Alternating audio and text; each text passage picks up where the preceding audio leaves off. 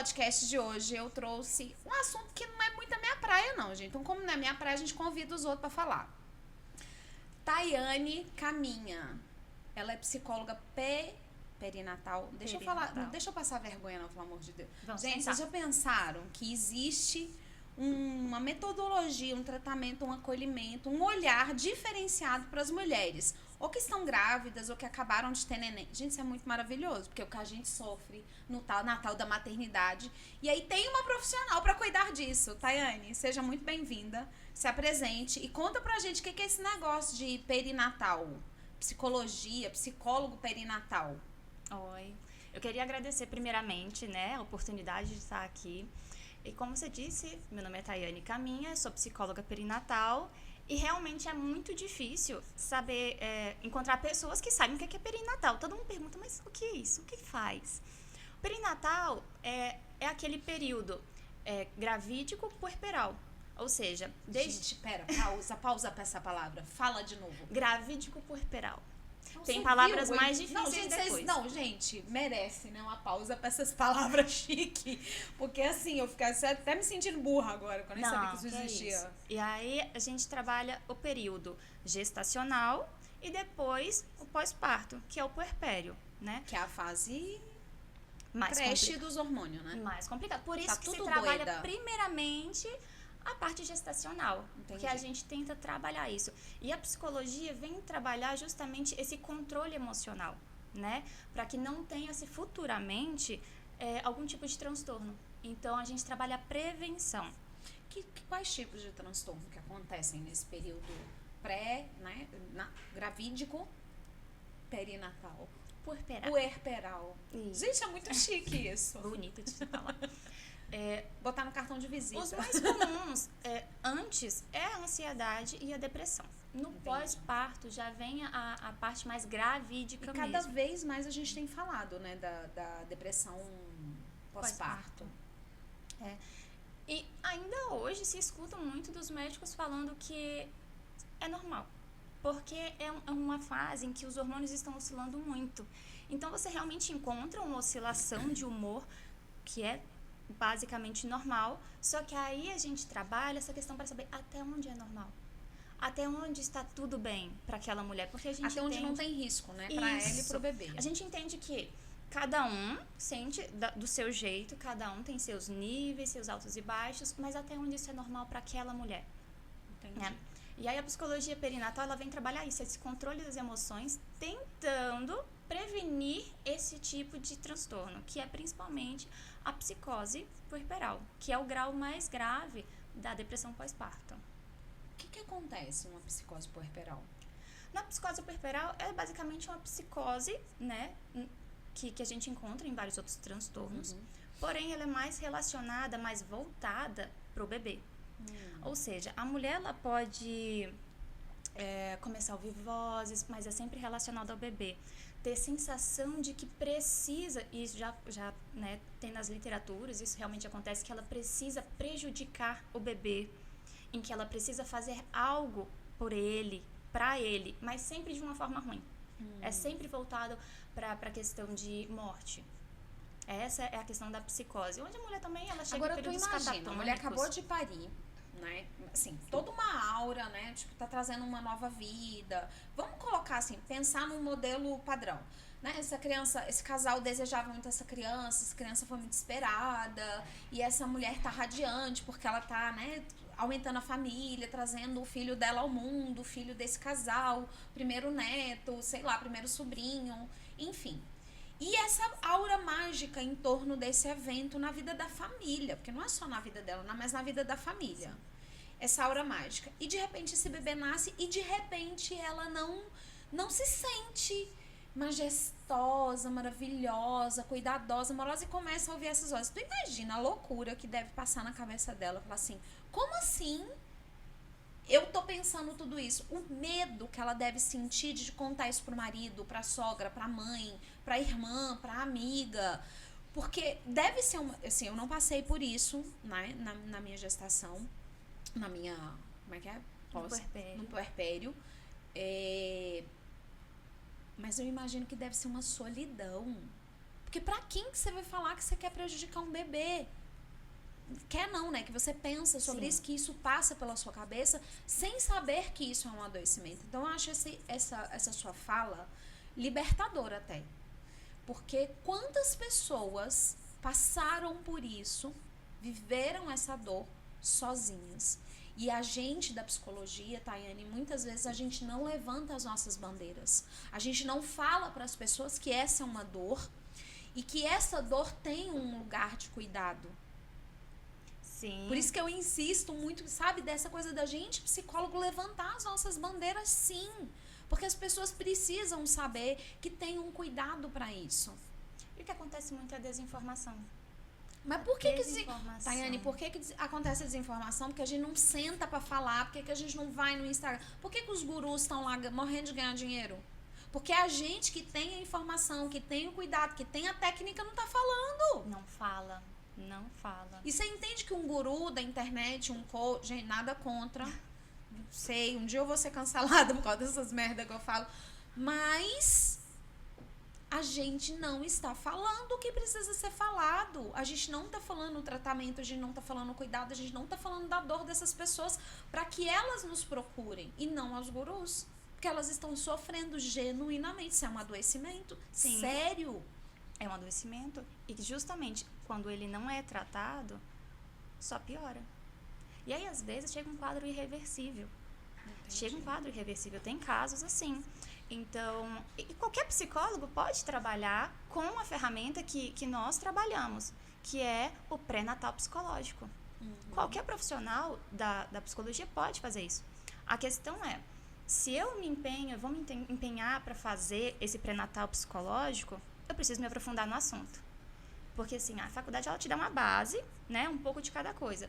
Mas se você quer fazer realmente isso, você vai ter que se aprofundar nesse assunto. E aí é onde muitos não querem. Entendi. Hoje, existem poucos psicólogos perinatais, pelo menos aqui, né, em Brasília, existem poucos psicólogos perinatais. E aí a gente trabalha essa parte, né, o pré-natal psicológico. No pré-natal psicológico, a gente faz anamnese, que é de rastreio, para poder entender que há alguma alteração hormonal, emocional naquele período? Se há, a gente já começa a trabalhar. A gente sabe aonde começa a trabalhar. E a gente não trabalha só com a mulher. Aí é que está um ponto importante. Você falou assim da família, né? Porque gira em torno de todo mundo. E aí é que está o ponto. Nós trabalhamos com a família. Nós não trabalhamos só a mulher. A gente trabalha em torno daquela mulher, daquela gestante. A rede de cuidado, a rede de apoio tem que estar muito atenta, né? Sim, porque às vezes o marido ele não sabe, não entende nada. Claro, ele tá vivendo aquela bomba de hormônio. Exatamente. E não é o papel dele. Porque qual é o papel do homem nesse momento de fragilidade dessa mulher? Ela acabou de parir, né? Ela tá em cima de uma cama, ela acabou de parir de parto normal, ou de parto cesárea. Ela tá em cima de uma cama, ela tá fragilizada, ela tá vulnerável. O papel do homem é ser provedor e protetor. Sim. Então ele precisa proteger e prover. Ele não necessariamente vai estar envolvido com as questões emocionais, porque se ele se envolver também, como é que ele vai prover e como é que ele vai proteger? São papéis diferentes num momento que a criança precisa dos dois. Ela precisa dessa mãe envolvida emocionalmente e precisa desse fator externo, Sim. que é o homem, né, que sai, trabalha e traz a comida para essa mulher não se preocupar. Para ela saber, tá tudo bem eu viver esse período aqui envolvido com essa criança, fragilidade física e emocional, porque eu tenho quem vai prover e proteger todo o resto. Sim. Quando eu falo que todos estão envolvidos ali, eu preciso trabalhar. E o pré-natal psicológico, ele é basicamente uma psicoeducação. Então, ele precisa entender o que a mulher está sentindo naquele momento para justamente ele conseguir proteger ela, para ele conseguir cuidar dela de uma forma que ele entenda. Por exemplo, nós temos a primeira fase, o que basicamente 89% das mulheres, elas entram no pós-parto no baby blues, que a gente chama de baby blues. Que é um baby blues. Esse eu também não conheço. Não conhecia. Porque nesse negócio aí da maternidade, quando eu for vó, porque eu fui mãe há 25 anos atrás.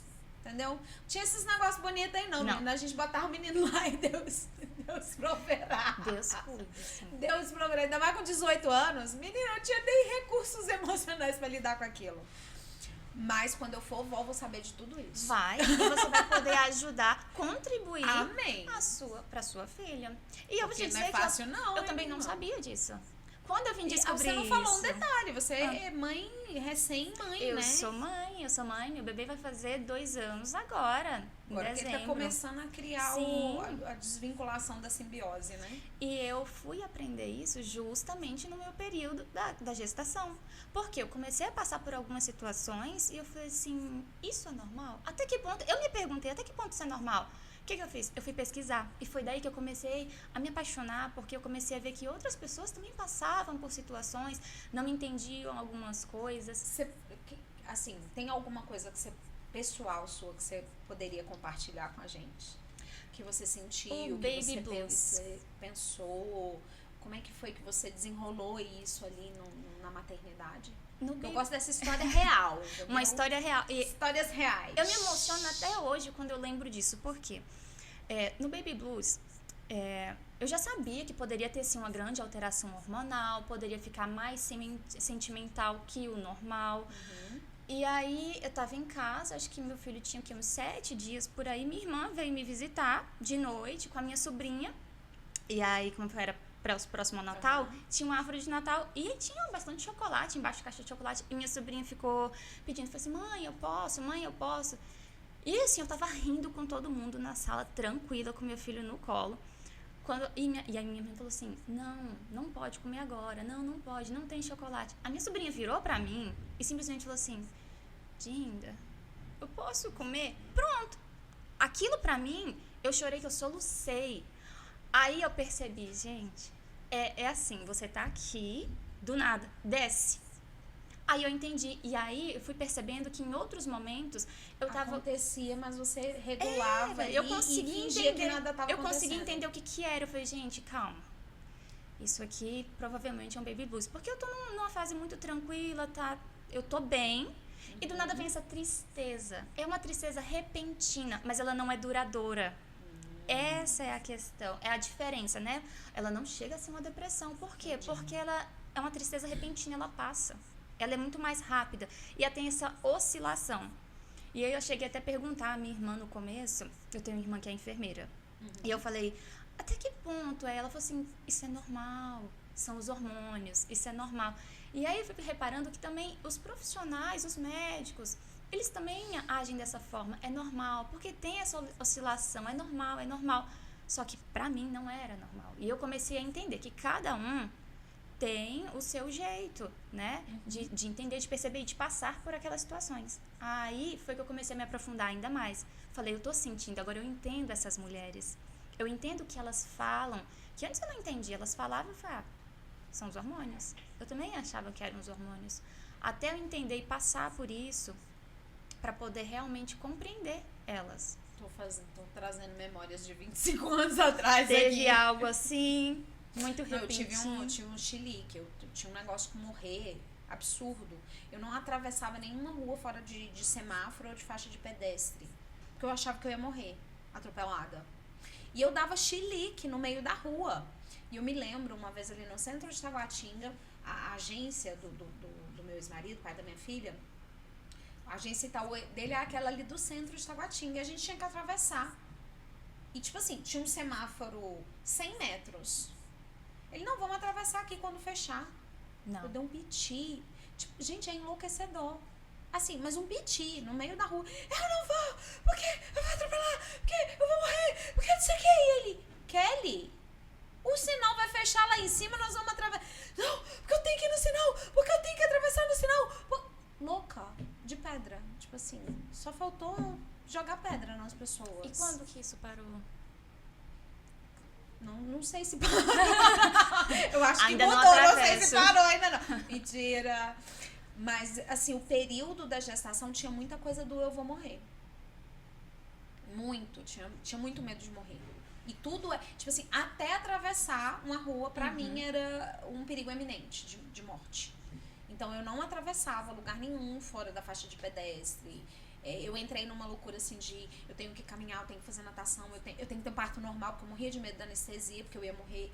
Aí o médico quando ele, né, chegou no momento que entrou em sofrimento fetal, que teve que fazer uma cesárea, ele virou pra mim e falou assim, mas do que você tá, por que você tá chorando? Eu não quero anestesia. Ele, mas é a parte mais legal, minha filha.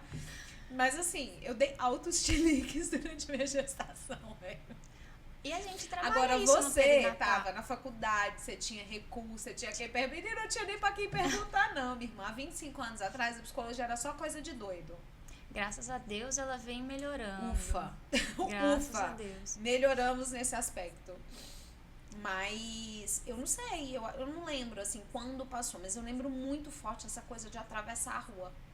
No pré-natal psicológico, nós trabalhamos essa questão, o medo, para entender o que aquela mulher está sentindo, qual o medo que ela tem, pra gente entender de onde vem esse medo. Quais são os medos mais comuns, assim, dessa mulher pré-natal, né? Antes de ter esse bebê? Um dos medos mais comuns é justamente o medo de morrer. O medo de prejudicar o bebê de alguma forma, ainda dentro da barriga. Por exemplo, ela pode se restringir de vários tipos de alimentos, se restringir até de fazer alguma atividade física, porque ela tem medo de prejudicar o bebê. Existem muitas pacientes que estão fazendo tratamento para depressão, para ansiedade. Elas cortam sem aviso, elas procuram se afastar até mesmo dos profissionais, porque vai prejudicar o bebê.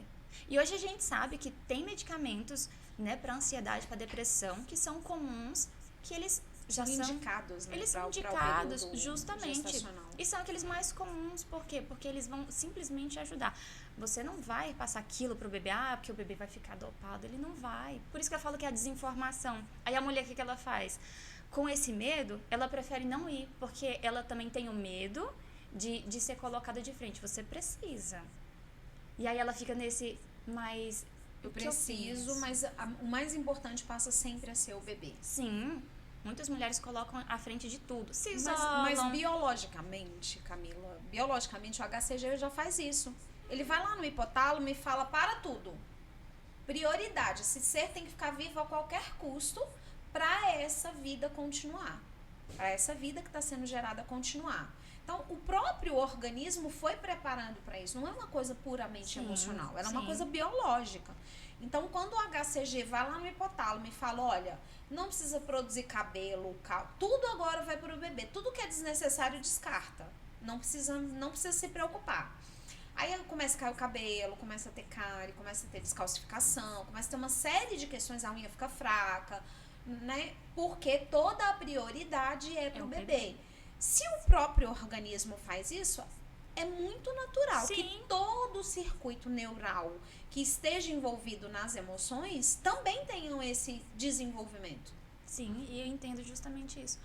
Por isso a gente preza tanto uma rede de apoio.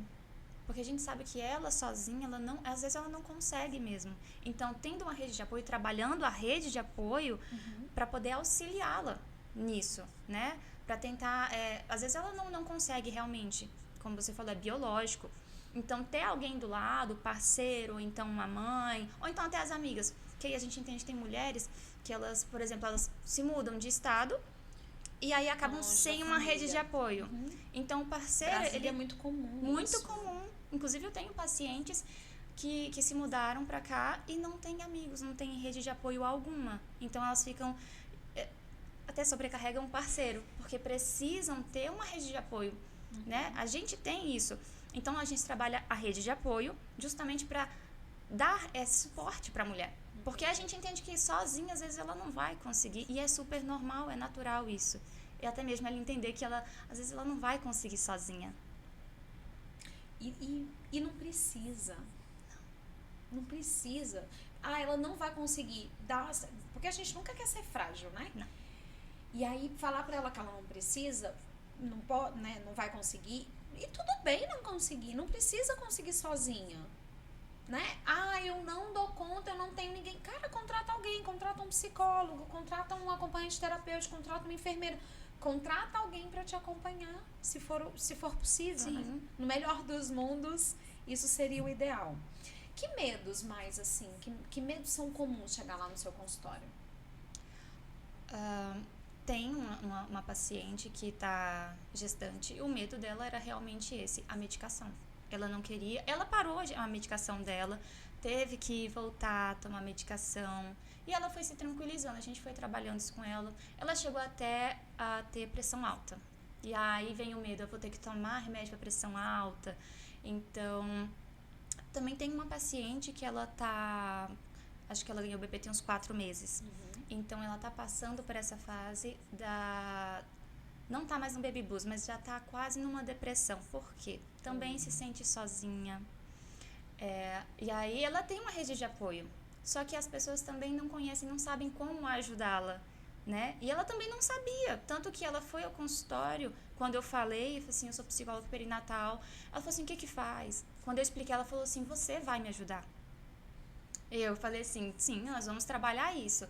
Primeira coisa que a mulher faz, porque ela tem medo até da informação, ela tem medo do que ela vai ter que fazer, do que ela vai ter que abrir mão para poder melhorar, né? Faltar. Aí ela não vai mais. Ela não vai, ela começa a se restringir quando ela vê que realmente precisa, até mesmo no julgamento dos outros. A mulher, ela foge muito disso. Tem mulheres que se isolam com medo do julgamento, porque ela vai sentir que ela não está fazendo realmente o que é necessário para o bebê. As pessoas são bem cruéis, né? Vamos combinar? Demais. Quer se meter em tudo, porque tem que ser assim, porque tem que ser assado. Familiar, porque eu fiz então? assim, porque... Mães... Eu vou ser essa avó, eu vou ser essa mãe. Mas porque eu que sei, garota. Vou pagar pela língua, mas eu vou ser ela. Não, mas eu vou levar isso pra terapia, porque não vai ter outro jeito, entendeu? Minha terapeuta que lute. Minha terapeuta que me controle, que me dê, minha psiquiatra que me dê umas medicações, que eu vou ficar muito doida quando eu for vó. Pois eu vou querer me meter em tudo, gente. Eu não vou ser uma pessoa legal. E eu ainda brinco com a minha filha, eu falo, arruma um marido que goste muito de mim, por favor. Porque se ele me odiar, ferrou. Mas isso é muito importante, porque uma das coisas que gera ansiedade, principalmente no período da gestação, são conflitos familiares. Olha. Conflitos familiares causa e gera uma ansiedade muito grande nas mulheres. Minha filha, mamãe vai vai focar na terapia pra mamãe ser legal quando você tiver Mas meus que ele netos. tem que gostar de você. Você viu que não é os filhos dela, né? São os meus netos. Sim. Não são seus filhos, Olha minha só. filha, são os meus netos. Exatamente. Sou obrigada, gente. Quero ter pelo menos uns 5, ela que lute. Você não pode jogar isso em cima dela. Uma Gente, pressão. mas ela faz terapia pra isso. A pressão em cima dela já é enorme. É criar trauma.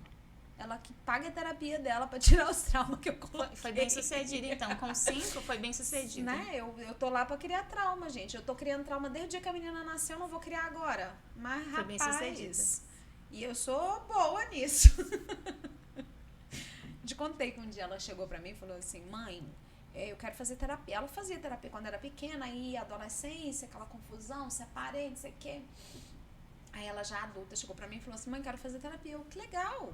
Ela, você vai pagar? Eu falei, não. Você não fala que todo mundo tem que fazer terapia? Tipo, me desafiando, desaforada. Você não fala que todo mundo tem que fazer terapia? Eu falo. Então, mas você acha que eu vou pagar pra você falar mal de mim, garota? Você vai pagar com o seu dinheiro, que eu não vou pagar mal pra tu falar. Eu não vou pagar pra tu falar mal de mim. Você acha que eu só tenho problema com você? Eu falei, só não, mas eu sou o maior dos seus problemas. Certeza que eu vou ser a número 1. Isso é certeza. Eu não vou você pagar pagou? Pra tu falar. No final das Lógico contas, pagou? Que não, ela que não paga pagou. A terapia dela. Ótimo, pra poder falar mal da mãe. Sabe aquela coisa de consciência? Minha mãe não tá pagando. Tipo assim, eu não posso nem meter o pau na minha mãe, porque ela que tá pagando. Não dei essa ousadia. Agora ela pode falar mal de mim até com o dinheiro dela, entendeu? Isso é educação. Não é? Vamos colocar assim, isso é educação. Porque eu acho assim, terapia, enquanto processo, ela é necessária para todo mundo em todas as fases da vida. Quando ela não podia arcar com esse compromisso, obviamente, eu arquei. Mas eu acho que chega um momento da vida que a gente precisa ensinar para os nossos filhos algum nível de autonomia. Ah, você quer muito fazer? O que você vai fazer para ter isso? Porque ela queria muito fazer terapia. E aí, o que você vai fazer? Pois ela foi, ela negociou. E eu acho isso muito legal na minha educação com ela, sabe? Ela me pediu para arrumar uma terapeuta que fosse um valor social, que na época ela não podia pagar o valor que um psicólogo merece.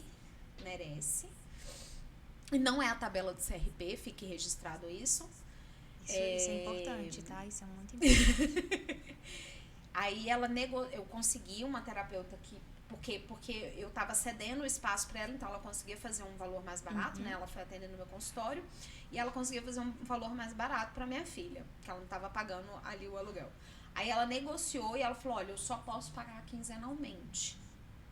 E ela foi naquilo que ela podia. Então ela tem, eu trabalho, quando eu falo esses nãos para ela, eu trabalho muito essa coisa do que você pode. E o que você vai fazer para poder mais. Você quer pagar R$ 500 de terapia? Você precisa ganhar quanto? Você precisa fazer o quê? Trabalhar quanto? Aumentar em quanto sua renda? E a gente conversa abertamente lá em casa sobre isso. Ah, eu quero morar sozinha. O que você precisa fazer para trabalhar sozinha? Ela chegou para a chefe dela e falou: olha, eu quero pegar os projetos do escritório. Aumentou a renda dela. Quer morar sozinha? Caça seus meios. Então eu não fico dando tudo que eu tinha que dar. Ela hoje tem um apartamento quitado, um lote, a faculdade, e o pai deu metade do carro. Eu e o pai demos o apartamento, eu tô pagando um lote lá para ela começar o negócio dela que ela quer construir e vender. E o pai ajudou ela com o carro. Cara, que mais que a gente vai ficar dando? Não dá. Agora é contigo, garota. Isso é educação financeira. Então a gente deu o início para ela startar na vida. Eu me eximo totalmente agora da responsabilidade, inclusive de pagar uma terapia. Eu olho mesmo pra ela: ah, mãe, quero fazer uma depilação laser. Como é que você vai fazer pra pagar a sua depilação laser? Tudo eu pergunto: como é que você vai fazer pra pagar? Tudo que ela me fala que ela quer, eu falo: o que você vai fazer pra ter isso? Ah, mas então vamos procurar meios. Então eu acho que assim, eu sei que eu vou ser uma grande influência, uma grande interferência, mas hoje eu já tô educando a minha cabeça para quando a gente chegar nesse momento dela ter um filho, seja natural, seja adotado, ela fala que quer adotar. Não interessa como esse neto virar, vai ser meu neto e ponto, e acabou, e eu vou me matar. Mas trabalhar a minha cabeça para essa rede de apoio, porque neste momento tá todo mundo olhando pro bebê. Quem é que olha pra mãe? Quem olha pra mãe? E aí ela se sente abandonada. E aí, quando a gente vive em tribos, em clãs, esse clã cuidava da mulher. Esse clã, essa tribo cuidava da mãe. Essas mulheres cuidavam dessa mulher que tinha acabado de parir. Né? E tinha até se você for estudar sociologia, se você for estudar na sociologia, enfim, daqui a pouco eu lembro. Esses movimentos tribais, essas mulheres, elas pariam em datas parecidas, e se uma não pudesse, a outra amamentava, e se uma mãe morresse, a outra cuidava, porque o clã se organizava em função do bebê, para garantir a vida daquele bebê, e o clã, as mulheres cuidavam daquela mulher. Então, se a gente, enquanto mãe, né, se a sua mãe, eu, enquanto mãe de uma mulher adulta, se a gente não se atenta, que a gente tem que olhar para nossa filha enquanto filha, não só enquanto mãe, não só olhar para o nosso neto, eu brinco com essa coisa, né, de não é teu filho, é meu neto, mas acima de tudo, essa menina é minha filha. Quem vai olhar para ela? Quem vai cuidar? Então, hoje, eu já tenho a consciência de que quando ela tiver um bebê, eu tenho que estar muito atenta para entender que é uma mulher tendo um bebê e que eu tenho que olhar para ela enquanto minha filha, eu tenho que cuidar dela enquanto minha filha, assim como ela vai cuidar do filho dela. Sim, então, até para dar condições para ela poder cuidar do filho dela. Eu tenho essa consciência, embora eu brinque muito, zoe muito, eu tenho muito essa consciência de treinar o meu olhar para entender que ela continua sendo minha filha, apesar dela já ser mãe. E que quem tem que cuidar dela sou eu. Eu tenho que olhar para ela enquanto filha. Porque senão desmonta. E o marido dela vai olhar para ela enquanto mãe do filho dele. Sim. Né? É de uma outra forma. É de São olhares diferentes. Sim. Na parentalidade se trabalha isso. Esse movimento ele entra como? Né? Tem eu enquanto mãe da mãe, o marido enquanto companheiro, o pai da criança. E o psicólogo? Como é que é o atendimento? Como é que funciona nesse movimento todo? Por isso que mas é de profissional para profissional. Prefiro trabalhar individualmente, porque nem toda família é igual. Então, quando você trabalha individualmente, você sabe quais são as condições que aquela mulher tem, as condições daquela família, em todos os sentidos, né? Para poder entender. Também se trabalha a parentalidade, que é justamente isso que você falou. O lugar da mãe, o lugar do esposo, sogra. Tem o lugar dos avós e sogros, porque assim, você tem que entender que você é avó, mas você também é sogra. Então, assim, tem sogros que vão para casa Tem uma paciente, inclusive, e ela fala isso. Fala assim, eu não quero que meus sogros vão pra minha casa quando eu tiver meu filho. Aí eu pergunto por quê. Ela diz, porque eles acham que estão de férias. É isso. Eles acham que estão de férias porque tem um neto pra cuidar. Sabe, não me ajudam em nada. E aí ela já sente esse peso antes mesmo do bebê vir. O que vai gerando ansiedade nela. Porque os avós, eles já colocam todo esse peso. Como você fala, né? Você fala brincando. Mas tem gente que leva isso a sério. É isso, é meu neto e pronto. Aí vai pra casa da mulher e ela tá recém-parida. Como que ela fica? Aquela situação. E aí ninguém quer cuidar dela. Quem vai cuidar dela? Aí às vezes ela vai por conta própria, vai cuidar dela. Muitas das vezes, principalmente quando quando faz a cesárea, tem cuidados, né, mais delicados, precisa sim de alguém. E eu dou graças a Deus, porque eu tive isso. A minha rede de apoio foi maravilhosa. Eu tive a minha mãe, que foi a minha mãe. Eu tive a minha irmã, que como enfermeira, ela cuidou de mim. Eu tive minhas outras, eu tenho 3 irmãs. E cada uma vinha, fazia um papel, cada uma ajudava do jeito que podia. Mas eu não estava sozinha. Eu não fiquei Você podia sozinha. ser mãe. Sim, Porque eu tinha uma tinha rede esse de apoio momento. pra cuidar de várias outras coisas e você poder ser a mãe daquele bebê. Sim, mas longe disso, né, também não foge aquela possibilidade, porque que nem você falou assim, sobre a educação financeira do seu filho, da sua filha e tal, isso passa pela cabeça da mulher que acabou de ter bebê. Então, de madrugada, ela tá assim, a mil, ela já pensa nisso. Então, a gente trabalha o quê? Para que ela viva o presente, para que ela viva o agora, né? Tentando colocar ela ali presente pro bebê, para ela sentir aquilo, para ela poder viver esse momento, que vai ser difícil, vai. Aí ela acabou de ter bebê. O ideal seria... Como é que funciona na prática, assim, o atendimento? Ela vai ao consultório, é online... Você consegue ir na casa dela, como é que é? Ela acabou de ter um bebê. Tá. A logística ali de sair, de fazer uma coisa pra ela, eu tô pensando aqui na logística mesmo.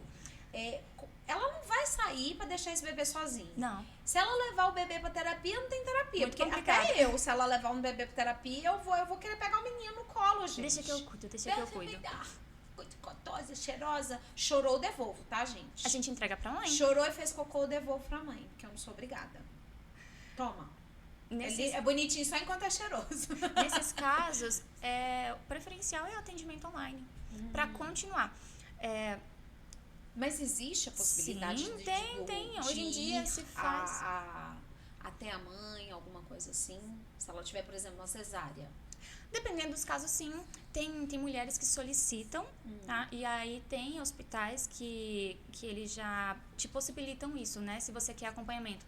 Hoje em dia é muito normal se ter doulas. E algumas profissionais perinatais, elas já fazem um curso de doula. Pra quê? Pra poder acompanhar a mulher nesse período. O que é muito legal, né? Tem algum psicólogo que acompanha o parto? Gente, eu tô curiosa. Porque eu quero ser vó, já quero saber de tudo. Não é, Kate? Nossa. Gente, é só porque eu quero ser vó, gente. Vai ser muito avó. Sim, tem psicólogos que acompanham. Mas minha filha vai fazer tudo que eu falar assim, faz isso, ela faz aquilo, porque ela é aquariana. Ela tá? vai fazer? Exatamente o contrário. E eu vou ter que me contentar com isso. Por favor, se contente, não contraria ela. Eu vou ter que olhar e falar que merda. Mas ela conhece a mãe que ela tem, minha irmã. Ela vai fazer só pra me irritar. Então tem psicólogos que acompanham sim no parto, que eu te falei. E tem curso, assim, pra psicólogo acompanhar esse parto ali, tá? Ali Normalmente com a mãe, se faz o curso de doula, né? Pra poder acompanhar. Tem psicólogos que fazem esse curso, mas tem psicólogos que não fazem. Se a mulher solicitar, porque antigamente, e isso é muito legal, a psicologia perinatal ela é voltada basicamente para controle da dor do parto. A psicologia perinatal ela trabalhava isso. O pré-natal psicológico, que não era chamado assim, aí é um nome mais difícil, eu não vou saber falar agora, é enorme. Ele trabalhava justamente isso, para ter um controle da dor, a diminuição da dor, porque quando a mulher ela se sente mais confortável... A gente já pesquisa, como é que é o negócio do nome aí? Era pré-natal psicológico. Pode falar. Como ele era chamado antigamente, né? Porque assim, a psicologia perinatal ela é bem nova, se você for comparar, não tem nem 60 anos ainda. Então... A própria psicologia, né? Acabou de fazer... Sim. Acabou de se tornar uma idosa. É a vovó, nós ainda somos o quê? Netas. E aí... era para ter trabalhado isso, então já era trabalhado no momento do parto, já era trabalhado para esse momento específico. Porque ainda não olhava muito para a questão hormonal, né? Não era. assim, para aquela mulher se sentir confortável, para que ela trabalhasse os seus medos e justamente o medo do parto, né? Que a mulher tem, toda mulher tem o medo do parto. Por isso que hoje em dia é muito mais fácil a mulher escolher o que é mais seguro. Ela sempre pensa na segurança do bebê, mas ela também pensa na segurança dela. O que vai ser mais seguro para ela naquele momento? Então, muitas optam pela cesárea, né? Porque o medo da dor. Então, já se foge disso, não trabalha esse medo da dor. Ela foge desse medo. Antigamente era trabalhado mais pro parto, porque não era tão comum a cesárea. Entendi. E, assim, eu acho que eu gosto muito da questão emocional, psicológica, subjetiva, mas eu gosto também muito do biológico. Sim. Eu tô sempre com um pezinho num, com um pezinho no outro, com um pezinho num, com um pezinho no outro. Porque o biológico, né, de certa maneira, eu acho que quando o organismo prepara para essa expulsão natural, né, para colocar esse bebê para fora, eu acho que organicamente ele deve ter alguma sabedoria ali, alguma organização de ajuste, né, assim como o útero se ajusta, o fluxo sanguíneo, a mama prepara ali para a produção do leite e tal, tem toda uma, será que não tem um ajuste, como é que eu posso dizer, hormonal para essa questão emocional, para preparar essa mulher para cuidar desse bebê? Olha, o que eu sei até então é realmente isso, é trabalhar o medo que ela tem, porque quando ela entende exatamente o que acontece, Não, o que eu falo pode assim, acontecer... do próprio organismo, sabe? Natural mesmo, do organismo se preparar para esse ajuste dessa mulher que acabou de parir a ser mãe. Será que não tem, assim, biologicamente, será que não tem um ajuste lá dentro Provavelmente dos parafusos, tem, e não? aí vamos pesquisar. Porque, assim, cara, a natureza é muito sábia. Ela fez tudo cadenciado para acontecer de uma maneira funcional. Sim. Tem disfunções? Tem. A gente às vezes não consegue ter o parto normal. Eu fiz tudo. Eu engordei só 5 quilos, eu me cuidei, eu caminhava todo dia, fazendo isso, não consegui parir normal. Eu tinha 18 anos, era pra ter, né? Era pra ter sido natural. Não consegui. A natureza tem lá das suas artimanhas. Eu acho que quando é natural, né, quando o parto é natural, não julgando, porque eu também fiz cesárea e tal, mas a cesárea, ela vai lá e interrompe o processo que tem toda uma cadeia de hormônios acontecendo para aquele parto acontecer. Eu imagino que deve ter alguma ligação com esse pós-parto, né? Essa cadeia de hormônios, ela, sei lá, velho, tô viajando. Provavelmente tem, porque se entende a ligação. Mães... e hoje tem muito parto humanizado, se fala muito do parto humanizado, para quê? Para já ter esse contato da mãe e o bebê. Quando você tem uma cesárea... Tem uma descarga de ocitocina quando violenta tem uma cesárea, ali, o seu bebê ele é separado de você. Muitos dos casos, né, já é considerado violência obstétrica. Quando você pega o bebê, você não mostra para a mãe, você não traz ele para a mãe, só entrega para as enfermeiras e pronto. Aí a mulher fica ali, né, e agora? O que eu faço? É só isso? Né? Já fui descartada. Então a mulher já tem isso. Realmente, no momento do parto, já tem essa separação ou essa união. E eu também não te julgo.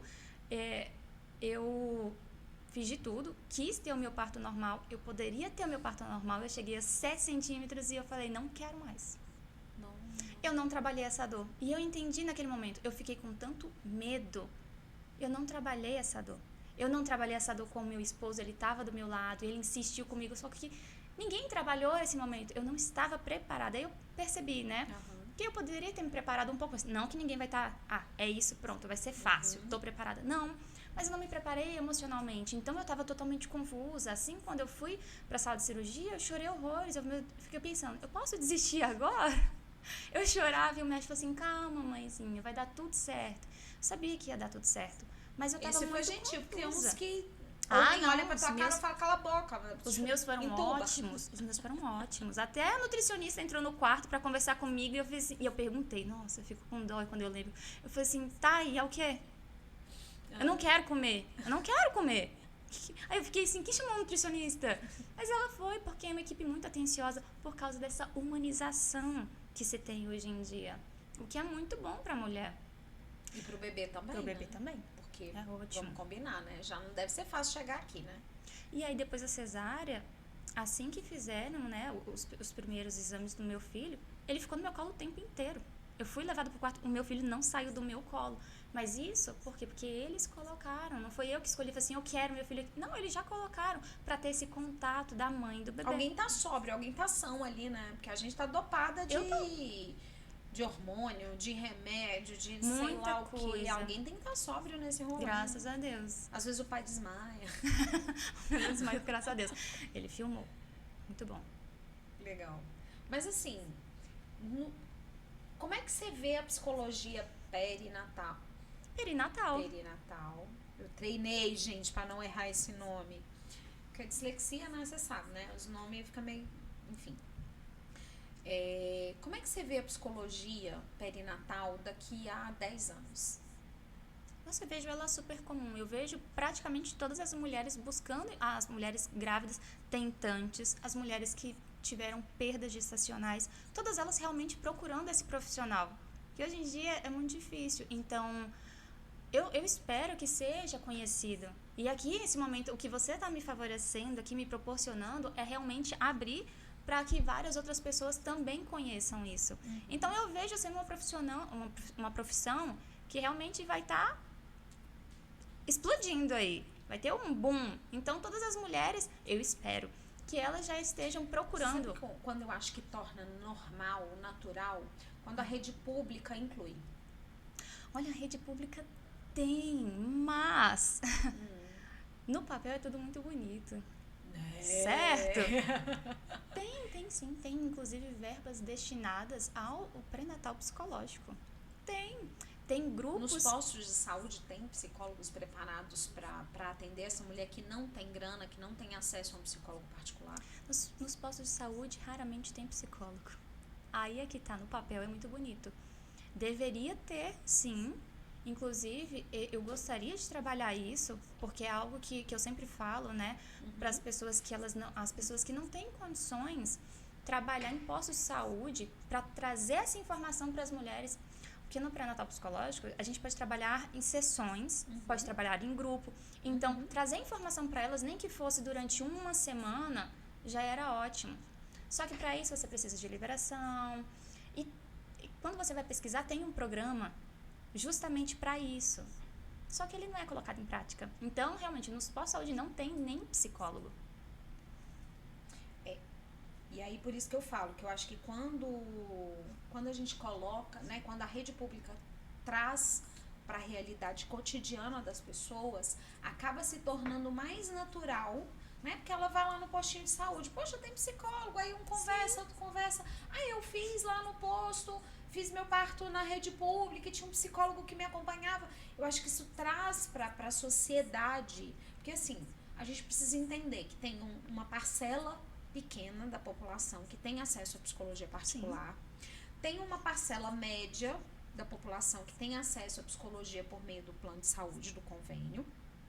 E tem uma grandíssima parcela da população, que é quase a base da pirâmide, que não tem acesso. Sim. Se a gente parar para pensar, hoje a grande maioria da população não tem acesso. Não tem. Por quê? É caro, porque não tem na rede pública, porque não é acessível, porque é um trabalho, né? É um trabalho, como costuma se dizer nos bastidores, elitizado.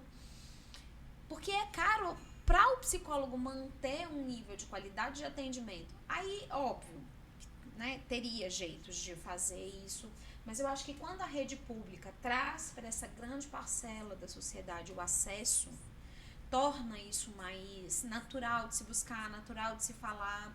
Essa mulher tá falando com outra, mas não, você fez? Não, mas eu tenho aqui pelo convênio, vou procurar também. A outra fala, não, mas eu vou pagar uma para me acompanhar. Então, eu acho que dá uma visibilidade, um crescimento, né, quando o poder público traz para acesso à sociedade. Então, assim, mas também até que ponto não é nosso papel enquanto profissional, né, falar disso, provocar, perguntar para o CRP, por que o CRP não está lutando, né, para colocar esse profissional nesse lugar? Por que os poderes públicos, porque as pessoas nas quais a gente votou, as pessoas que estão nos representando, que a gente confiou o nosso voto a essas pessoas, a gente não está provocando elas para que a nossa profissão seja acessível para a base, colocando o quê? No postinho de saúde. Não tem que botar no hospital, tem que botar no posto de saúde. Ele tem que ter acesso antes de adoecer. Sim. E aí, só pegando o gancho dessa parte assim do posto de saúde, de ter acesso, tem um posto de saúde próximo à minha casa, e aí no planejamento era para ter nutricionista, era para ter psicólogo, eu fiquei, gente, maravilhada. Eu falei, graças Cadê? a Deus vai ter. E quando que tem? Ah, vai ser uma vez no mês. Eu falei, tá, cadê? Não tem. E é isso que eu tô dizendo, tá no papel, fica no papel. Tem o Centro de Integração Atendimento à Mulher, que é especializações só para mulher, o que eu acho muito bacana, porque lá você encontra obstetra, você encontra oncologista, você encontra ginecologista, são várias áreas em um lugar só, atendimento para mulher. Tem psicólogos também. Porém, eu acho, né, que deveria ter uma área voltada para isso, já que você trabalha um todo. Né? E vou te provocar aqui. O que você está fazendo para que tenha isso? O que eu estou fazendo? Eu já estou fazendo um plano. Eu tenho esse plano para poder apresentar no município.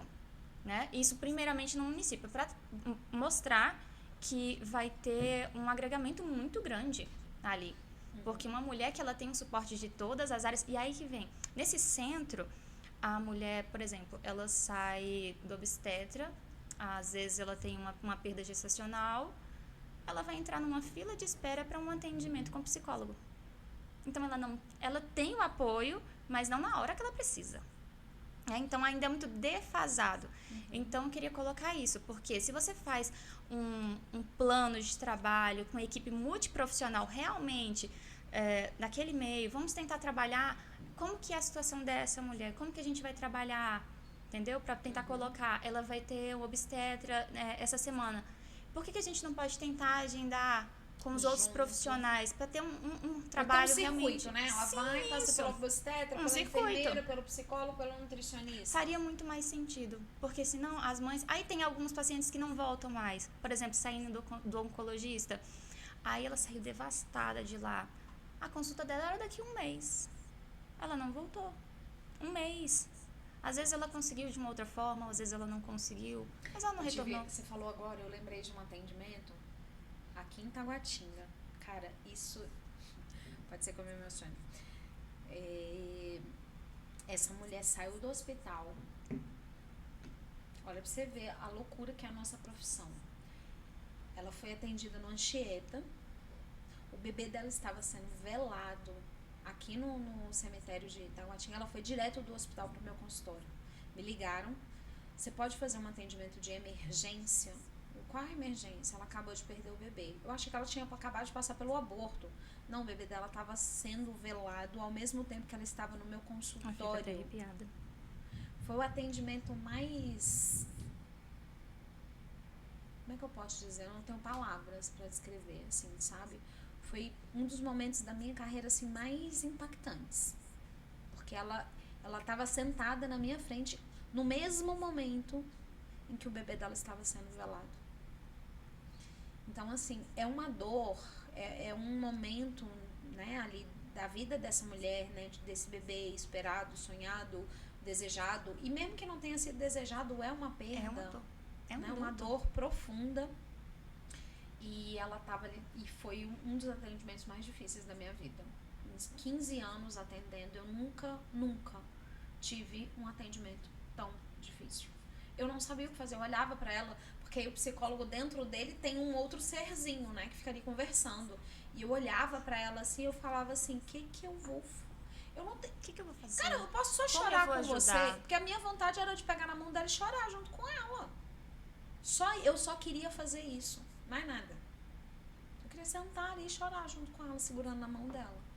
E eu ficava dentro da minha cabeça, enquanto profissional formado, já tinha formado, isso era 2013 para 2014, já tinha 4 anos de formada, eu não era recém-formada. Mas eu fiquei em pânico. E a gente, enquanto profissional, estar ali para acompanhar essa dor. Não só da felicidade, porque tem um momento da felicidade, mas tem muitas mães que vão passar por perdas. Sim. Tem uma outra perda também que a gente não costuma falar muito. E eu acho interessante a gente lembrar dela aqui, só para ficar registrado e de repente até a gente trazer isso num outro momento. Tem uma perda... É o que, Sonia? Gente, tem um ser ali, uma sombra. Meu Deus do céu. Que é uma outra perda, Tayane, que eu acho que quase ninguém fala dela, sabe? Que é quando esse filho é desejado, sonhado, essa mulher tá gestando e ela descobre que o filho dela tem alguma deformidade ou alguma deficiência. E aí a perda, o luto, É um luto do filho idealizado, né? Matar esse filho idealizado para que o filho real nasça. Isso seja intrauterino ou pós-parto, não importa, porque muitas delas descobrem intrauterino. Então, descobrir uma deficiência, uma deformidade. Vou dar um exemplo clássico, a síndrome de Down, que você ainda já descobre intrauterino.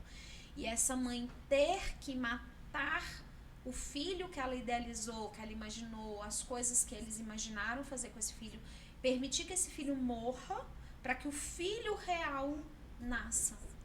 Para que o filho de verdade não é a criança típica, é uma criança atípica que vai conviver e permitir fazer esse luto, fazer esse movimento dessa perda, dessa criança idealizada para essa criança real, é uma coisa que a gente não trabalha com as mães. É uma coisa pouco falada, a gente tem até medo de falar.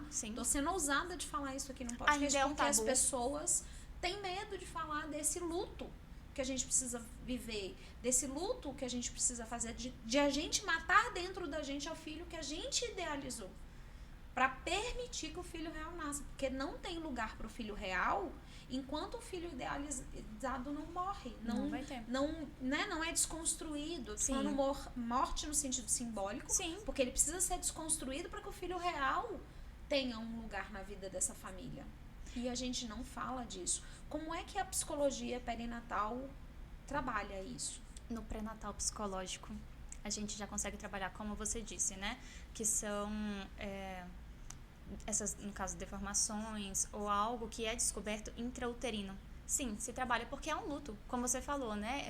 Tem que matar esse filho ideal. Sim, se passa pelo luto. Quando descobre isso, por que a gente faz o pré-natal? Para saber aonde se precisa trabalhar com aquela mulher. Então, ela já chegou com essa demanda, nós vamos tentar trabalhar esse luto antes mesmo do parto. Porque a gente entende, com a oscilação de hormônios, se ela não trabalhar aquilo antes, trabalhar depois vai ser muito mais difícil. Então, você já tenta preparar ela em todas as esferas daquela mulher, da vida daquela mulher, da vida daquela família. A gente trabalha esse luto, para que ela passe por esse luto antes de receber o outro filho, para que ela comece, inclusive, a aceitar esse outro filho, porque precisa ter essa aceitação também, né? Como você disse, o outro precisa morrer para nascer o outro.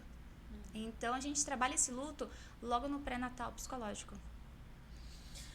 Ai, são tantos assuntos, mas assim, gente, preciso contar uma coisa pra vocês. A Leire não está mais conosco, não, ela não morreu, ela tá bem, ela tá feliz, ela conseguiu um trabalho mais legal do que me aguentar. Mas agora tem o Jean aqui. Jean, é assim que você faz? Como é que vai ser seu Jean? Porque a Leire falava assim pra mim. Já era. Já era, cala a boca. Como é que vai ser o acabou? Nossa, a gente dá um aviso do tempo, a gente vai com calma. Tá vendo? Ele é mais sutil, mais delicado que as coleguinhas. Porque a Leire já ficava... Acabou! Mas por mim eu ficava aqui mais umas 2 horas. Então, eu gosto, né, de fazer esse momento final e perguntar o seguinte para o meu convidado. Se a pessoa... eu acho que as pessoas dão pra gente o que elas têm de mais precioso quando elas param pra assistir o nosso podcast. E elas dão o tempo delas, né? Se as pessoas que pararam e passaram esse tempo comigo e com você, Tayane, precisassem aprender algo sobre a psicologia perinatal, o que seria? Então, o que eu poderia falar que é uma área realmente voltada para a mulher, né? Voltada para essa questão da gestação, porém, é necessária, porque quando nós cuidamos das mães, nós cuidamos dos filhos, então nós cuidamos das próximas gerações. E é isso que eu consigo deixar, porque se eu cuido de uma mãe, eu cuido do filho, e aí isso vai passando de geração em geração. Bonito isso. Foi bonito, não foi?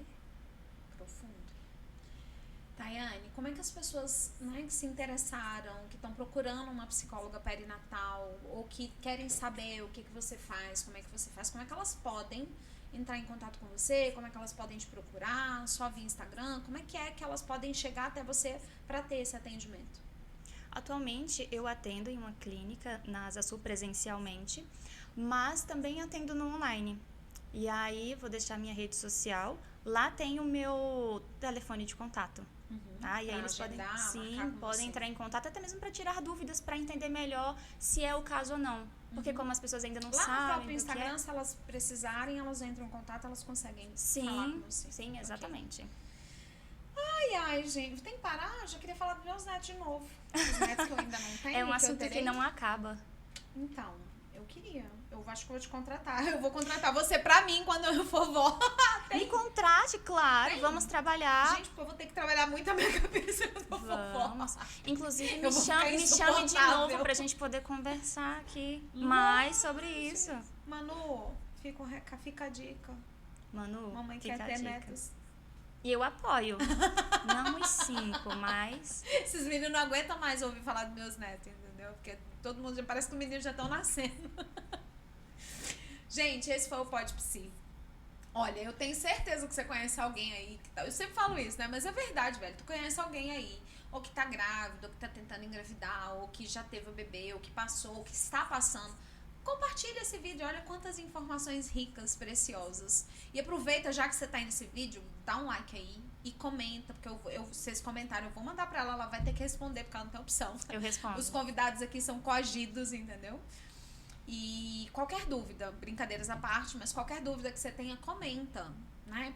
Tira sua dúvida, faz seu comentário, conta como foi, a gente adora. Eu adoro, gente, eu juro que eu vou lá e leio os comentários. Conta a sua história, como é que foi seu parto, né? Alguma situação que a gente não comentou aqui, que de repente eu posso convidar, eu convido, tá? Que a gente não comentou aqui, que seria importante, que você, né, aí do outro lado viveu, que você gostaria de ver a gente comentando, falando aqui no podcast, comenta, né? E traz essa realidade, porque eu gosto do podcast pra me aproximar de fato das pessoas, pra trazer a psicologia para mais perto das pessoas mesmo. Então, compartilha, básico, gente, compartilha, comenta, curte e se inscreve, porque a gente é obrigada, né? A gente gosta de um likezinho sim, porque a gente gosta, fim. E a gente se vê no próximo Pod Psi.